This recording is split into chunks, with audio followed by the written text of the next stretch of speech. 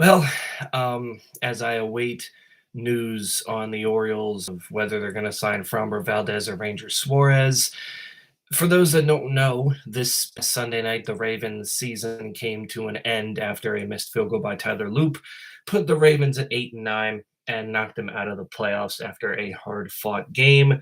And this has led to uh, longtime head coach, 17 years with the Baltimore Ravens, John Harbaugh, to be fired. And to me, I mean, it was a long time coming, and I think it's the right move. I think it's time for a change because, throughout his first 5 years, he was one of the winningest coaches. He won a Super Bowl and all looked right. But ever since then, I mean, we've had some really good seasons, but have failed to, get back to the Super Bowl. And the closest we came was, back in the 2023 AFC Championship game when we got to host Patrick Mahomes and the Chiefs. And to me, that's kind of when it started for like, okay, maybe Harbaugh needs to be out soon. But the thing was, we kept winning and kept contending for Super Bowls that you never really thought it was going to be on the mind of the Ravens brass to do so. Um, because I feel like when Lamar Jackson entered the picture and he pretty much helped turn around the team in 2018, obviously Harbaugh got extended and we kind of knew what we were dealing with. And Lamar then took the team to 14-2. We were the number one seed for the first time ever and blew it in the playoffs. And that's kind of been the MO. I mean, people forget John Harbaugh from 2008 to 2012 when he made the playoffs every single season and won two division titles, including that Super Bowl in 2012. He he was 10-5 in the playoffs. Now, granted, I'll say this, he's had the luxury of having Joe Flacco and Lamar Jackson start a majority of those games. He came into a franchise that had never had a franchise QB before, and he's been able to coach two of the team's best quarterbacks in franchise history when we look at, statistics and all this kind of stuff. Because, before Joe Flacco, stability at quarterback for the Ravens was just all over the place. And then you go from him to Lamar, it was almost like a miracle. So John Harbaugh had that going for him. But you look at his record without Flacco and Jackson, and it makes you kind of wonder, like, okay, without the talented quarterback, how good of a coach is he really? Because I know people say, oh, you got to have the quarterback, the right team. And, the Ravens on occasions deal with a lot of injuries, and people use that as an excuse. And it can be used as an excuse sometimes. I feel like in 2015, when we went 5-11 and people were calling for his head, I said, look, this is the first losing season we've had with John Harbaugh.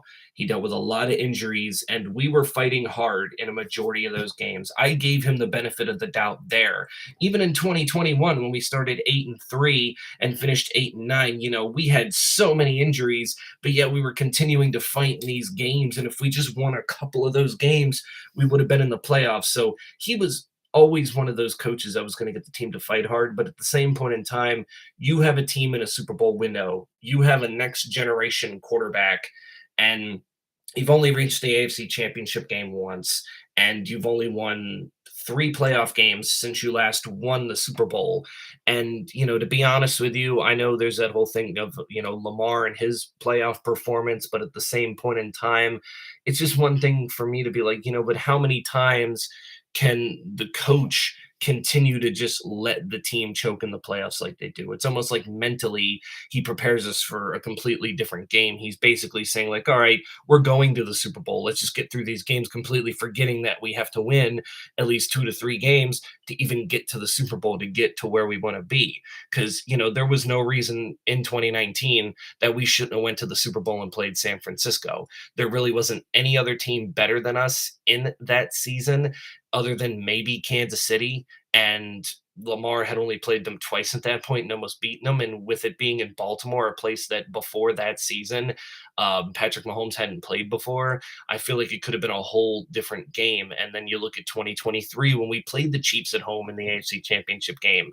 How many times can you say, at least before 2023, that you held Patrick Mahomes to under 20 points in a game?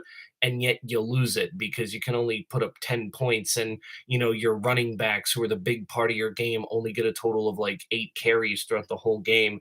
It just didn't make sense to me. Like, I get to there's other factors that weren't necessarily coaching that played a role in that, like Zay Flowers fumbling at the goal line, or last year. It was the right 2-point play in the game against Buffalo that would have tied the game, and the ball was thrown right to Mark Andrews, who was wide open, and he just dropped it. Like, yeah, you can't blame John Harbaugh for that per se, because he doesn't go out there and run the plays.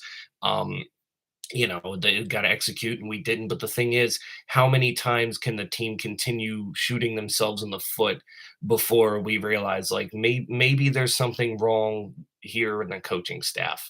I would not be surprised if Todd Monken goes elsewhere to be a head coach.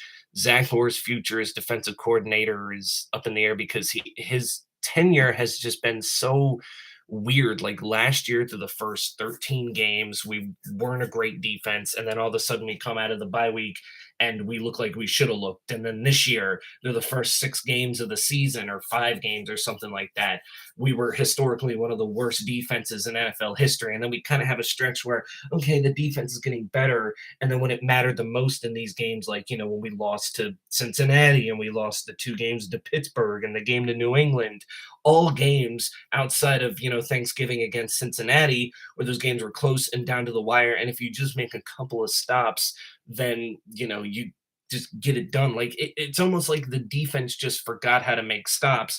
And not to mention the blown leads. I think it's since 2022.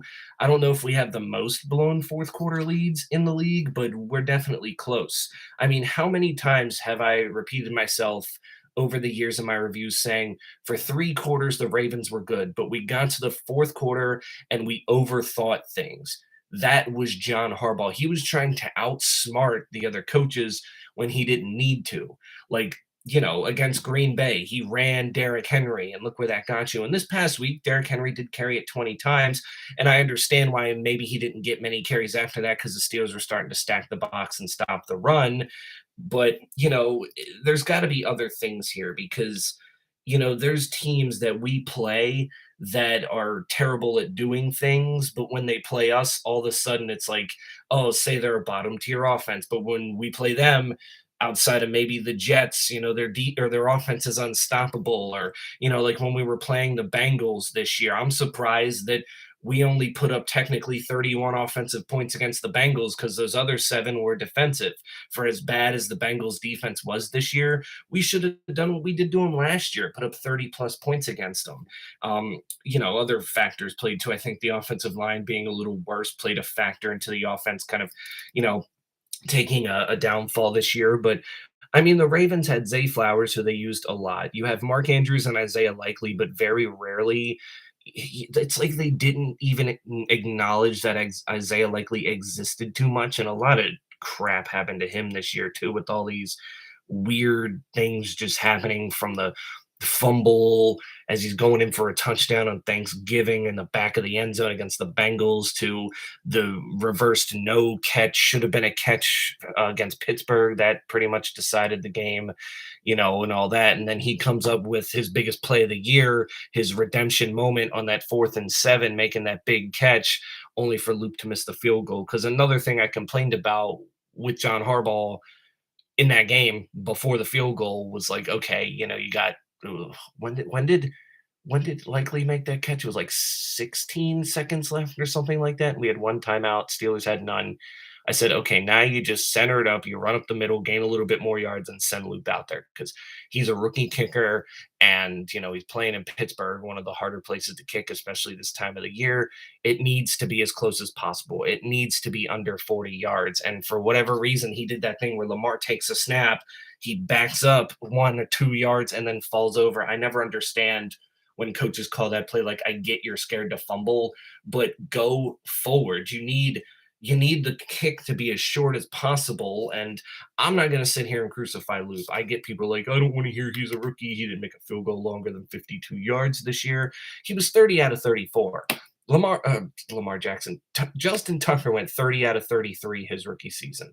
So it's fairly similar outside of that. And I know Justin Tucker also was able to kick the game-winning field goal in Denver in the playoffs in 2012, and we won a Super Bowl his rookie season.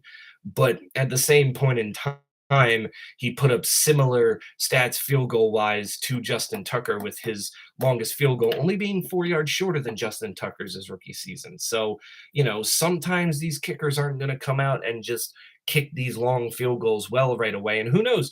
This could be Tyler Loop's like learning moment where he looks back at that and goes, okay, I don't want that to be a part of my legacy. I don't want that to happen again. So he can definitely rebound from that. And I think his season was solid. I think people are just going to look at that one kick and say overall he was terrible when really he wasn't. He didn't miss more than one kick in a game. How many times did Justin Tucker miss multiple kicks in a game last year? And I know people say, I'd rather have Justin Tucker right now. And the actual answer to that question is no, you wouldn't, because of what he's going through. He's got a lot on his mind that he'd probably just be worse than he was in 2024 because of all that. Look at Deshaun Watson when all that stuff was going on with him, and it's still plaguing him now. And now he can't stay healthy, and now he's a terrible player. So, no, you would not prefer Justin Tucker over Tyler Loop right now, because you're probably going to get the same result with Justin Tucker that you got in 2024 if he was to be there now. But yeah, John Harbaugh's out. So now the question is, who's next for the Ravens as head coach? And the answer is, I don't really know. Um, I think Todd Monken's on his way out. I really think we need to get rid of him anyway, as good as those first two seasons with him were. This year, he just like it's almost like he lost his play calling duty, because the last two games of the year, Harbaugh had like a play sheet, it looked like, and it looked like he started calling the plays. I would like the Ravens to maybe go younger at head coach. I know when we hired Harbaugh, he was like in his early 40s, I believe, at that point in time. But, people are like, young coaches don't always translate. But, McVay was 32 when he was hired, and he's turned out just fine. He's won a Super Bowl, and the Rams could go to another Super Bowl this year. They're one of the favorites to go, and all this stuff. And even look at he's still young. Kyle Shanahan. I know he has those chokes in the Super Bowl, but how many injuries did the 49ers deal with this year? And they didn't use any of that as an excuse, and they went 12-5, almost won their division, and they're playing in the playoffs. So, Kyle Shanahan has had many years where the 49ers have dealt with injuries. And even when they've had a bad year from those injuries, they come back the next year and do well. They just did that. I mean, last year, the 49ers went 6-11. They dealt with a ton of injuries. And the questions were, is Brock Purdy the guy? Is Kyle Shanahan really as good a coach as we make him out to be? And this year, he proved that wrong. Brock Purdy missed some games, but yet they kept winning. They doubled their win total from last year, so it's just like, you know, good coaching matters. They take the players that they have and they make it work. That's why I say in baseball, a lot of these a lot of these small market teams hire managers that will work with what they have. They're not going to sit and complain. They're going to be like, all right, I have these players. I got to play them to their strengths. And it seemed like John Harbaugh, outside of Lamar Jackson, never really tried to do that with the other players. I mean, Zay Flowers should be like Lamar's version of Tyreek Hill. And I guess in a certain way he kind of is, but he's not necessarily putting up the numbers that Tyreek Hill was, although Flowers is now back-to-back 1,000-yard seasons and back-to-back Pro Bowls. He's led the Ravens in receptions, yardage in each of the past 2 years. But it's just seeing them do all this weird stuff with Zam. Like, it should be so much more than that. Like those deep balls that him and Lamar connected on twice on Sunday. That should be what we see more of from those two, not this little like, oh, here, I'll throw this stinky dunky screen. You try to go. Like, that can only work so many times. And he does it with other guys too. Like last year, how come last year we used Rashad Bateman more than ever and he went off? You sign him to that extension, and then like you just, I get he was hurt sometimes, but even when he was playing, it was like you forgot that we had him. And even with D Hop, why didn't we use D Hop? Or not using OBJ more? I could guess I can understand that. But D Hop has shown that he is not done yet. Like, he can still make these great catches, and yet he had under 30 catches this season. Like, I don't understand the logic there. And another one is Des Walker. I mean, he had what, 5 catches this year? 3 of them went for touchdowns. He's got 7 catches in his career, and like 4 or 5 of them have gone for touchdowns.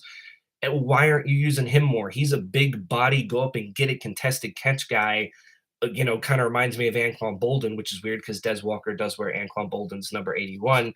But Harbaugh just was just like, all right, we'll play to Lamar's strengths. Everybody else just kind of do something. And I was kind of like, at that point, I'm like, okay, this is where he's going wrong. Yes, you have a generational talent at QB, and I'm glad that you're using him to his skill set and not trying to, turn him into a pocket passing QB and all this stuff because Lamar needs to use his legs. And that was another thing. And I know the injuries this year might have caused Lamar to use his legs a little bit less. But what happened to the designed runs with Lamar keeping the other defenses on their feet, now that Lamar and Derrick Henry are teamed up together? Because Derrick Henry's been a pretty good addition. He was second in the NFL in rushing yards last year at 1921, which any other year would have led the NFL. And he just finished second again this year with 1,545 yards. And had he had been able to continue to get the carries and get the yards, he probably would have beaten out James Cook for the leading rusher this year, considering James Cook didn't even play in week 18. So, yeah, I just think that the Ravens and John Harbaugh parting ways, as they put it, I think it was the right way to go. He's brought his welcome. There, and I do like the fact too that John Harbaugh was able to adapt with the times. When he got in the league in 2008, things were a little different. And obviously, he had Ray Lewis, he had Ed Reed, he had Terrell Suggs, and it was more of a defensive league. And then, right around, 2017, 28 or 2018 ish, obviously, when we drafted Lamar, he's like, all right, well, now we need to have an offense to keep up because the defense is not necessarily, the big thing for NFL teams. Now, you still got to have a good defense to win some games, but now you also need offenses to score points. I mean, we had under Kyle Bowler 2 losing seasons in '05 and '07. It probably should have been more than 2 losing seasons with Kyle Bowler, but because we had a stellar defense, almost number 1 every single year, the Ravens were able to, win and be playoff contenders and Super Bowl contenders. And even with Joe Flacco early in his career, in 2008, if the defense wasn't so good during Joe Flacco's rookie season, who knows if the Ravens even go 11-5? I mean, God, they were a win away from going to the Super Bowl then. But, Harbaugh, he's going to get a job elsewhere. Is he going to succeed?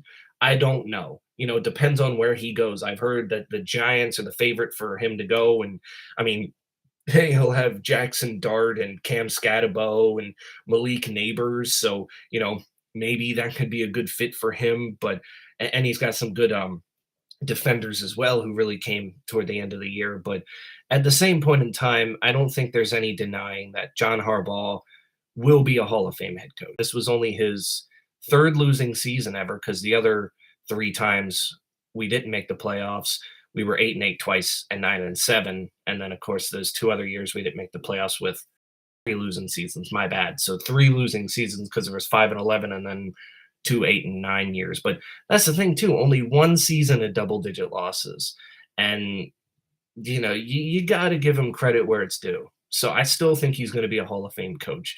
But the thing is, ever since that Super Bowl victory, the writing has been on the wall, and I've defended him for a while. And starting last year, especially when we started 0-2 and we blew, those 2 early leads, and then starting this year in week 1, when we had that 15-point lead against Buffalo and then blew it, I just continued to scratch my head and say, how are we still doing this? It's the same thing that keeps plaguing us year in and year out.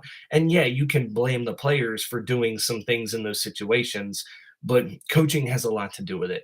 And John Harbaugh he would adapt, but he would adapt to certain points. And it was like, we just continued doing the same thing over and over, even when it wasn't working. And it's just like, do you not like understand how this game works? It's a game of strategy. Every sports, is really a game of strategy, but sometimes teams are going to catch on to things that you're going to do. So you got to mix some things in there to continue being good at what you do while also, doing other things that can catch them off guard every so often. So, yeah, John Harbaugh, wishing the best of luck. I mean, you were 193 and 124 as Ravens head coach combined, regular and postseason. You gave us our 2nd Super Bowl with one of the best Super Bowl runs I think I've ever seen by a team ever. That's not necessarily me being biased. Look at who we had to play in the playoffs outside of facing a rookie Andrew Luck in Baltimore in the wild card round. We had to get through Peyton Manning in Denver, a quarterback that we hadn't beaten since 2001 up to that point. And that was the last time we ever beat Peyton Manning. We had to go back to New England and beat Tom Brady and the mighty Patriots, and we did that.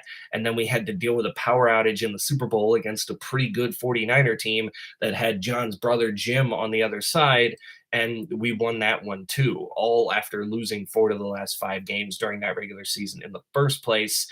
Where our Super Bowl, I think our Super Bowl odds went from like here to here. So you got to give him credit where credit's due for that. And he kept the team in line, and it was one of the best Super Bowl runs I've ever seen. And I will have that moment cherished forever because I was actually able to remember that Super Bowl and relive that moment, because our first one that we had in 2000, I was alive for, but I was only 2 years old. And, you know, obviously, I hear stories from my parents about where we were and what happened and all this stuff, but your brain just doesn't remember it. So I will be thankful for John Harbaugh for giving me that Super Bowl during my childhood that I will actually remember and relive. And I hope wherever else he goes, he has some success because let's be honest, it's going to be the same thing when eventually Mike Tomlin is gone with the Steelers, whenever that'll be, because it probably won't be this or next season either. He's going to get swooped up by a team, and it'll either work out or it won't. But at this point, the Ravens needed to make a change at the head coaching position, and I think they need to clean house too with a new OC and a new defensive coordinator.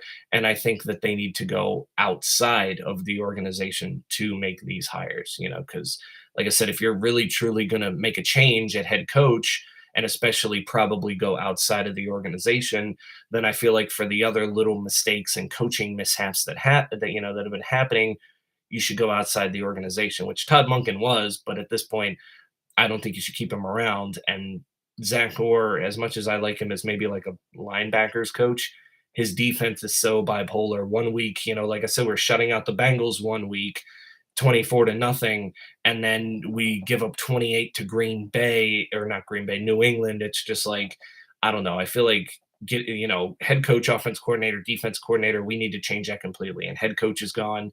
So we'll see where it goes from there. We'll see who the Orioles. Sorry, I'm in on baseball season now because that's so close, and the Orioles are actually having a fantastic offseason. We'll see where the Ravens go for next season. Obviously, we're not going to find out anytime soon because I don't think they're allowed to hire coaches and talk to coaches until the Super Bowl ends. So we'll probably be hearing more about it in February, and with the offseason being long, it's not going to happen right away, but mostly when the first coaching domino drops, the rest kind of drop pretty quickly. So I think obviously we'll have a new head coach before draft, which is in April. So I expect by like February or March, we will have a new head coach, and we'll see who it is. Do we go with seasoned vet, or do we go with someone younger who is deserving of the job? Because at this point in time, all the people who said we should get rid of Harbaugh and make Mike Macdonald the head coach, they're looking pretty good because Seahawks are 24-10 with Mike Macdonald. They just went 14 this year with the number 1 seed of a pretty solid defense. So, I mean, maybe we should have made Mike Macdonald the head coach when we had the chance, but we didn't. But and that's the thing too. Do we go with an offensive-minded head coach and or a defensive-minded head coach and kind of hire the coordinators accordingly? I would kind of like more of an offensive-minded head coach because I mean we technically had one, but Brian Billick was more supposed to be an offensive-minded coach. But when he realized the crap that he had to deal with at quarterback, he would have the best defenders in the league, so I might as well just ride. We need someone who is going to make this offense just lethal every single season as long as Lamar Jackson is here, have the players play up to their full potential, and just get to a level where it's not just okay going to the playoffs, let's hope we can go to the Super Bowl.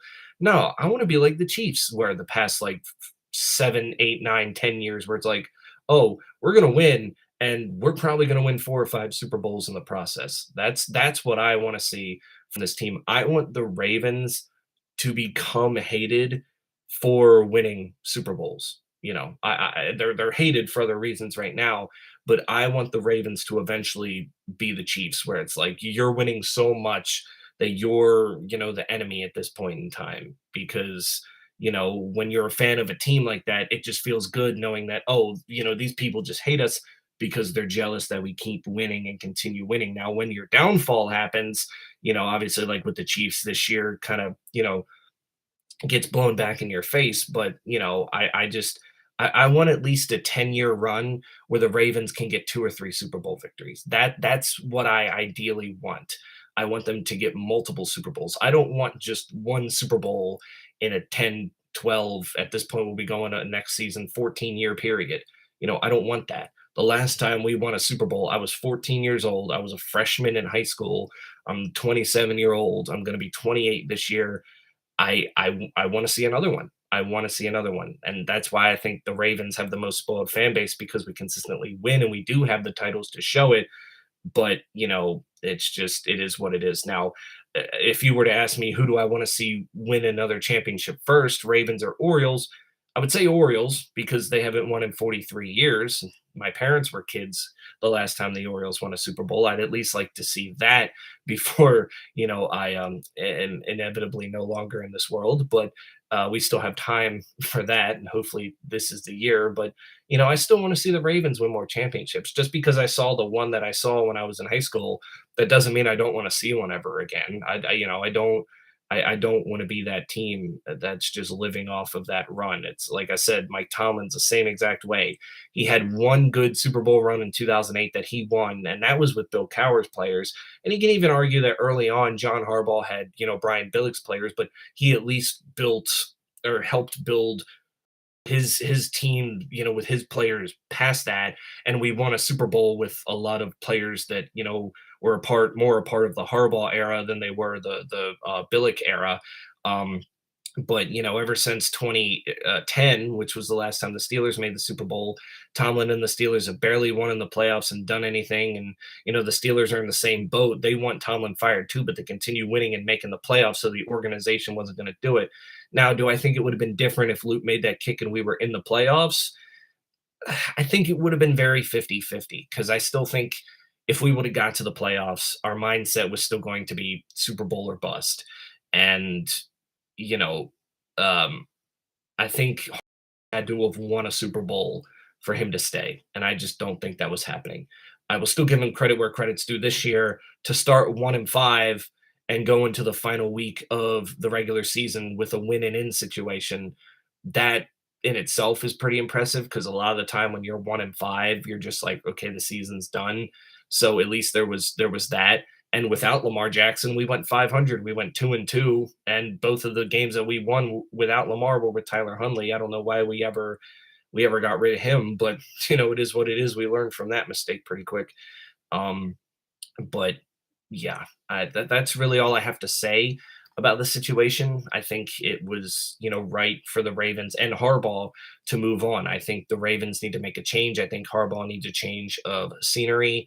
And I think the Ravens need to continue rolling with a lot of the core that they have, because, I don't think they're going to trade Lamar. I think that those were just, very just, I think people were trying to spice things up on the news network with saying that could be a possibility. It's not going to happen. Trust me. It is not. If it didn't happen when the whole contract dispute was going down before the 2023 season, when he requested one, it's not going to happen now when he's basically saying, no, I want to stay here. There's no doubt about it. Like, it's not going to happen. We're still going to have Derrick Henry for the next couple of years, and he's still producing. Zay Flowers looks like you finally drafted a pretty solid wide receiver. Mark Andrews is extended, so you're still going to have him. Kyle Hamilton, you're still going to have him for the long run. We'll see about Marlon Humphrey. Maybe he retires. Maybe he becomes a free agent. I don't know at this point. He's still decent enough, but you can definitely see there's some decline in there. And with Nate Wiggins as your new number one, I feel like, you can move on from Marlon Humphrey a little easier. But, I think the Ravens just need to bring in a head coach who can look at this core and go, okay, this is great. We got great players here, so let's make this work. And whatever the Ravens decide to do in the offseason, bringing in player-wise, because I think our salary cap isn't going to be that great, so we'll see what we decide to do. But I think more of our building this year will be through the draft. We only have 7 picks this year. I think we have one pick in the first, second, third, fourth, and sixth round, and two fifth-round picks. So again, we'll see what we do with those. Do we trade any for extra picks or another player? I don't know at this point, but yeah, it's going to be an intriguing search, and I do think that the Ravens are going to be one of the more like highly touted teams that coaches are going to want to go to because of who they have and because of the organization's history and all this kind of stuff. I mean, this is only going to be our fourth head coach we've ever had. Marchibroda was the worst one because he had to inherit the team that, moved from Cleveland. It was basically an expansion team. And then Brian Billick came in and became automatically the best head coach in team history, winning a Super Bowl, having multiple winning seasons. But when he wore out his welcome, we brought in John Harbaugh, who then passed Brian Billick as the best coach in Ravens history. And the next guy is going to have bigger shoes to fill because with Harbaugh coming in 2008, you can go, okay, yeah, he had pressure because Billick won a Super Bowl, but Billick also only won 80 games, which is still impressive, but it's not like John Harbaugh, who is 7 wins away when you count regular season and playoffs. He's 7 wins away from 200 career wins. How many coaches can say that? So if you're gonna have this next guy come in fan wise and you're expecting him to be the next John Harbaugh for the Ravens, you're looking at it wrong. The next guy, yes, is going to have big shoes to fill, but I don't want him to be the same as John Harbaugh. I want him to do things differently while also keeping this team as a Super Bowl contender or just competitive every year. Because I said it, I don't think the Ravens have technically rebuilt since 2008. Because it seems like every time we have a losing record, it's like 8 and 9 or whatever, and we sort of retool a little bit. But we're not looking to rebuild. We might retool a little bit this year, especially on like maybe the offensive line, because we need to do that. But outside of that, this is a team that is a winning franchise and is expected to be Super Bowl contenders every single season. So it's going to be an intriguing place that head coaches are probably going to want to go, or coaches are going to want to go to become a head coach, especially if it's going to be, a first timer who's like, all right, I don't want to be stuck on a crappy team where within a year or two I get fired and they blame it on me because I have, crap players on a crap team. People are going to look at the Ravens roster and go, okay, this is going to be my first time being a head coach. I have really talented players here, so I can really show people what I'm made of. So again, I think that a lot of these coaches are going to be drawn toward the Ravens as becoming head coach because of that, and that's a good thing. There might be some obviously that decline to take, maybe more money somewhere else, or maybe they were promised a job with the team that they're currently on, getting promoted somewhere else. But looking at it, a lot of these coaches I would think that are going to be up for head coaching roles and are going to be interviewed are going to look at the Ravens and go, you know what? I want that job because they have some really, really good players and it's Super Bowl or bust for them, rather than say, like, oh, I'm going to go coach the Jets or the Giants, this kind of thing where it's like, we're known losers. We haven't won anything in a while. They go through coaches like it's nothing. Like, yeah, I think that I would, the Ravens could offer, if I was, in that situation, say the Jets offered me, 100 million to be the head coach, but the Ravens offered me like 55 million, probably still take the Ravens offer. One, because I'm a homer, and two, I just know that I'll have a better chance at winning and won't be a scapegoat for or on a really bad team and being blamed for losing when losing has been the only thing the organization has known for years. That's not the Ravens. We have hiccups here and there like every franchise does, but we've been a model of consistency, and that's why veterans also say they had a good time there and want to come here. So yeah, that's basically it. I hope the next time I see you guys, I'm talking about the Orioles signing either Framber Valdez or Ranger Suarez, because for God's sakes, I've been hearing for weeks that they're interested in both and that a deal is inevitable for one or the other. Eh, it's been quiet. I don't know, not really quiet, but I'm expecting one of those two to sign, and we keep hearing the Orioles are highly interested, and it's just like, okay, but when is it going to happen? We've been hearing this for like 2 weeks now.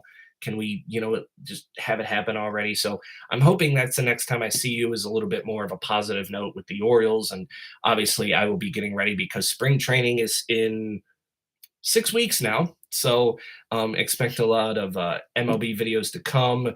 And probably by like early February, I'll have my MLB predictions video out. And I will kind of just, you know, um, go through things baseball because that's what we're focused on now. Baseball season. I might talk a little NBA here and there. Might do a little bit of March Madness when that happens in college basketball.